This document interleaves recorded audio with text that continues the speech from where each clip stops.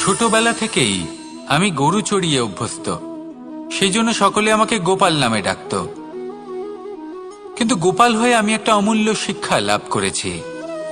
আমি দেখেছি যে গৌশালাতে অনেক বাছুরের মধ্যে একটি গাই তার নিজের বাছুরকে অবশ্যই চিনে ফেলে। যেখানে সমস্ত বাছুর একই রকম দেখতে এবং প্রত্যেকের স্বরও সমান, তারপরেও সকল বাছুরের মধ্যে নিজের বাছুরকে ঠিক চিনতে পেরে যায় এবং তার সাথেই থাকে। ঠিক এইরকমই কিছুটা হয় আমাদের কর্ম এবং তার কর্মফল।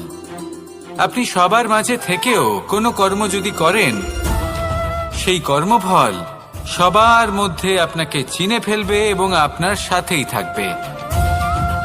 তাই যখনই কর্ম করবেন ভেবে চিন্তে করবেন।